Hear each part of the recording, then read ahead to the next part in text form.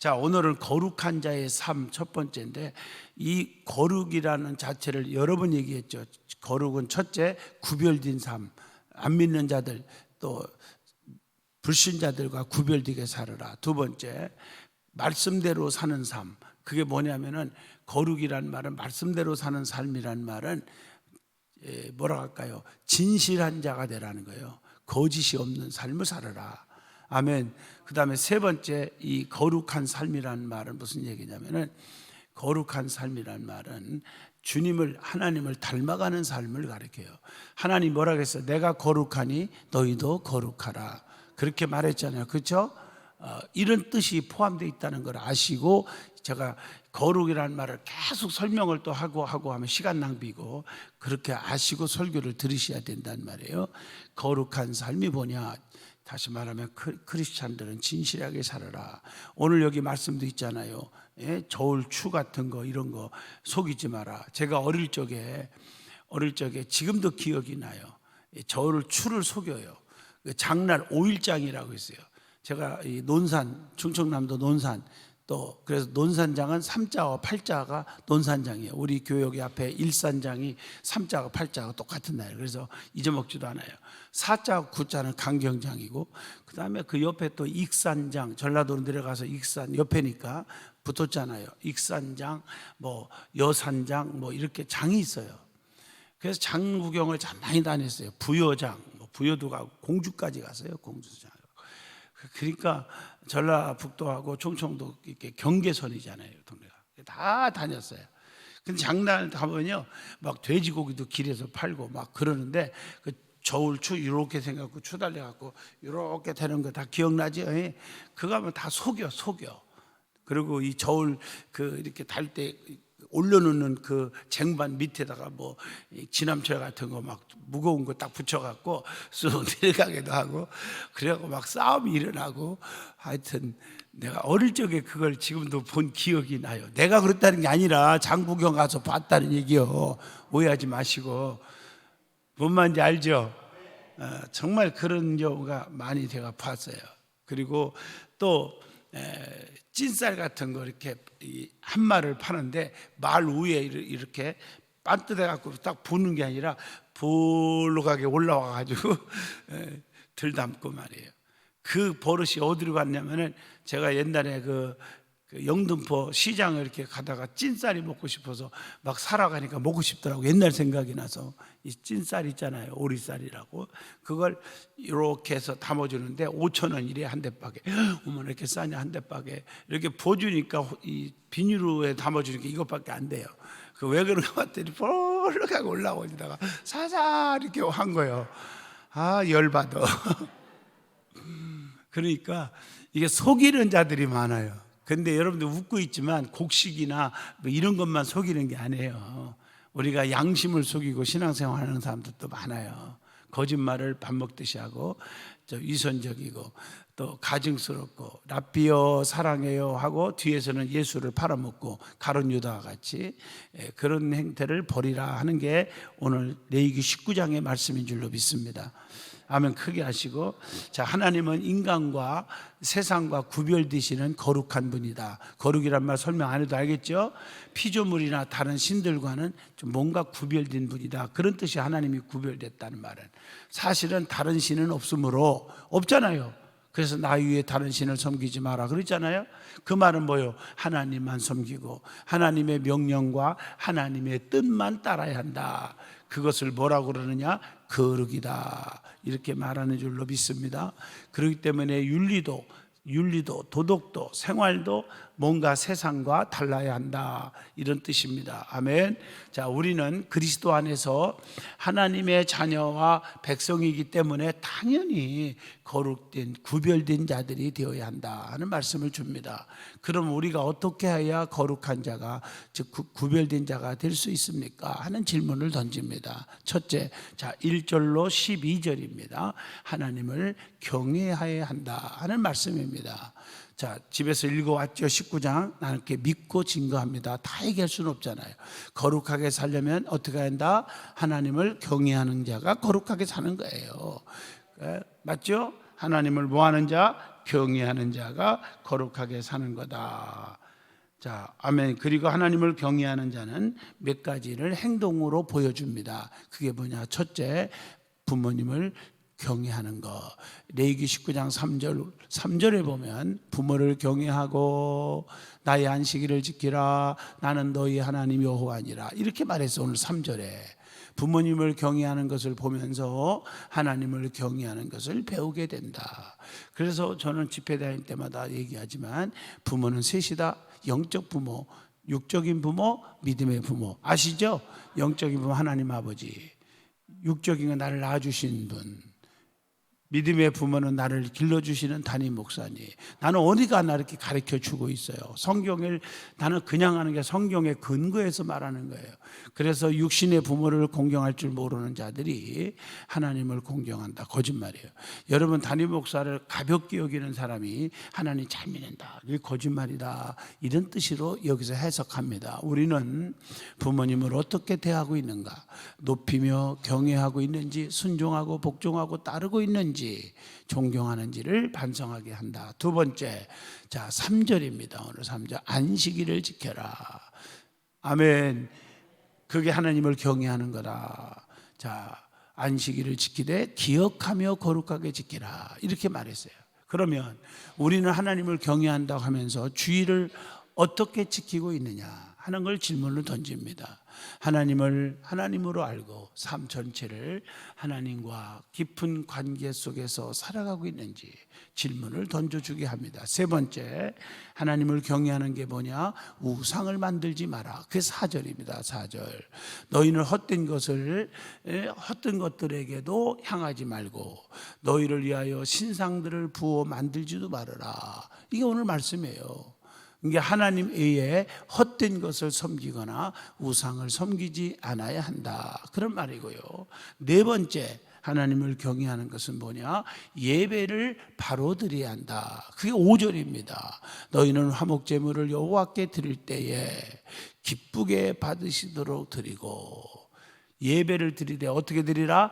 똑바로 드리라, 진실로 드리라. 예배 시간이 그렇게 중요한 거예요. 그래서 영과 진리로 예배하라. 그래서 은혜를 사모하고 이렇게 말씀을 들으라. 찬송도 간절하게 부르라, 그런 얘기입니다. 제사를 드릴 때, 즉 예배를 드릴 때 연락되도록 드려야 한다, 그런 교훈인 줄로 믿습니다. 그러면 어떻게 드려야 하나님께서 연락 받으실까? 여러분, 신약의 답이 나오죠. 자, 마태복음 5장에 나오죠. 23절로 24절을 보면 예물을 제단에 드리려다가 거기서 네 형제에게 원망 들을 만한 일이 생각이 나거든 예물을 단 앞에 두고 먼저 가서 형제와 뭐하고? 화목하고 그 후에 와서 예물을 드리라. 좀 이해가 되십니까? 이런 말씀이란 말이에요. 이게 레위기 말씀이. 예배를 드리기 전에 우리가 자기 자신을 돌아보고, 남을 미워하는 사람이 있는가? 실족시킨 사람이 있는가? 우리가 삶을 돌아보고 우리의 삶을 바르게 실천하면서 드려라. 그냥 앉아갖고 거룩 찾는다고 거룩한 예배가 되는 게 아니다, 그런 얘기입니다. 자, 하나님을 경외하는 게 또 뭐냐? 다섯 번째, 구제도 해야 한다. 자, 9절로 10절이죠. 자, 그냥 성경은 집에서 찾으세요. 9절로 10절. 그 다음에 여섯 번째, 거짓말하지 말아야 한다. 거짓말. 레위기 오늘 11절에 나오죠. 19장. 너희는 도둑질하지 말며 속이지 말며 거짓말하지 말며. 아멘 좀 안 하세요? 진실하게 살아야죠. 남을 속이고 살면 어떡해요? 지난주나 이번 주에 남에게 거짓말을 했거나 지키지 못한 약속이 없는지 우리에게 찾아보도록 권면하고 있는 메시지입니다. 우리는 하나님을 하나님으로 바로 섬기고 하나님을 바로 경외하고 있는지 질문을 던져줍니다. 거룩한 자가 되려면 하나님을 온전히 경외해야 한다. 그게 고린도후서 7장 1절에 나오죠. 자, 그런즉 사랑하는 자들아, 이 약속을 가진 우리는 하나님을 두려워하는 가운데서 거룩함을 온전히 이루어 육과 영의 온갖 더러운 곳에서, 자신을 깨끗하게 하자 이렇게 말하고 있어요. 자, 두 번째입니다. 13절로 22절 본문입니다. 자, 이웃을 사랑해야 한다. 그런 교훈입니다. 자, 거룩하게 살려면 이웃을 사랑해야 한다. 야고보서 2장 8절입니다. 예? 거룩하게 살려면 사랑해야 한다. 아멘. 이게 중요한 거예요. 중요한 거예요. 이웃을 사랑하는 자는 이웃을 괴롭히지 않는다. 그게 13절로 14절의 말씀입니다. 예? 괴롭히면 안 되죠. 그게 이웃을 사랑하는 자예요. 근로자에게 임금을 정당하게 지불하는지 13절에 그걸 얘기하고 있습니다. 예? 그리고 우리가 장애자에게 잘못한 일은 없는지 14절입니다. 예? 또 지체 장애자들에게 하나님이 계명대로 정당하게 대하고 있는지를 질문을 던집니다. 우리가 재판을 할 때 공의롭게 재판을 하고 있는지 15절입니다. 오늘날 재판관들도 보면 공의롭게 재판하지 않아요. 진실한 재판관 만나면 진실하게 판결을 하는데요, 한쪽으로 치우친 재판장을 만나면 참 우리가 이해하지 못할 판결을 내리는 오늘의 현실이 대한민국뿐 아니라 전 세계가 다 마찬가지예요. 법조계도 진실한 자들이 법관이 돼야 되는데 그렇지 못할 때가 있습니다. 이게 참 가슴 아픈 얘기예요. 권력과 돈으로 지배를 하고, 그래서 여러분들이 우리 대한민국 국민들은 또 전 세계의 백성들은 공정하게 재판받을 권리가 있는 것입니다. 아멘. 그게 민주주의인 거예요. 여러분, 그렇지 못할 때는 참 힘들잖아요. 마찬가지입니다. 우리가 공의롭게 진실하게 재판을 하고 있는지 이걸 묻고 있는 거예요. 예? 오늘 말씀에 우리의 삶의 행위가 하나님 앞에 올바른지 이걸 묻고 있는 거예요. 소송을 제기해 놓고 있다면 그 소송이 이웃을 사랑하는 정신에 위배되지 않는지 고린도전서 6장 1절로 8절의 말씀입니다. 그리고 우리는 말을 할 때도 바른 말을 하고 있는지 이걸 16절에 권면합니다. 돌아다니면서 남을 헛듣거나 남의 말을 퍼뜨리진 않는지, 이웃을 미워하지는 않는지, 잘못을 저지른 사람이나 미워하는 사람을 진심으로 충고해주고 타일러주고 권면해주고 있지는 않는지 라는 질문을 합니다. 그렇다면 이웃을 어느 정도 우리가 사랑하는지를 질문을 던져봅니다. 세 번째입니다. 생활의 윤리관, 도덕관을 바르게 가져야 한다는 것이 오늘 본문 23절로 37절의 마지막 말씀입니다. 자, 여기 특별히 21절로 23절까지 보면 먼저 하나님께 감사해야 한다 그랬죠. 자, 과수를 재배할 때 3년 전까지의 과일은 할례 받지 못한 것, 하나님께 드리기에 부적당한 것으로 여겼다.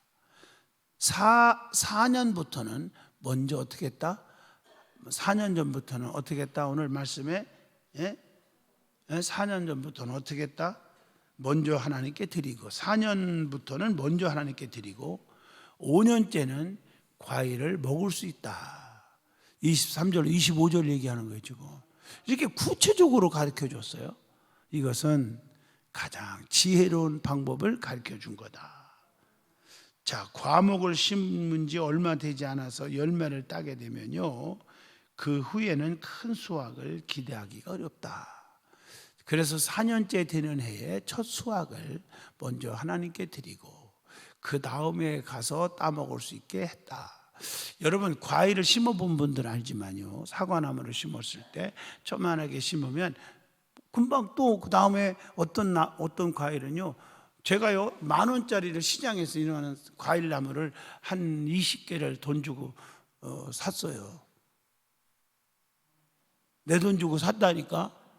사가지고 교회 마당 쭉 이렇게 심었어요. 꼽았는데 다 죽고 한 2-3개가 살았어요. 근데 살은 것도요, 그분한테 살 때는 다음에는 열매 열어요, 사과 엽니다 그러고 주더라고. 진짜 연대요. 따뜻한 데에다 꼽으면 여는다는 얘기죠. 근데 여기는 추워서 위로 올라왔기 때문에 그런지 안 열더라고요. 안 열어요. 자, 우리 교회에 심은 걸 기준이 아니고 따뜻한 저 나주나 목포나 저 이쪽을 얘기하는 거예요. 거기다 심어 놓으면 열겠죠. 제주도는 더 잘 열겠죠. 근데 열은 거 보면요, 내가 이렇게 보면 처음에는 조그만하게 엽니다. 그거 따먹지 말라는 거죠. 먹지 말고 3년 후 4년째 따먹으면 그 딸 수 있다. 그 괜찮은 것은 하나님께 먼저 드리고. 왜 아멘 안 하시나 몰라. 이 구체적으로 얘기를 한 거죠. 5일째부터는 우리가 먹을 수, 5년째부터는 5일이 아니라 5년째부터는 우리도 먹게 해줬다. 그래서 이것을 지혜로운 방법이고 하나님께 먼저 따먹을 때 감사하고 하라.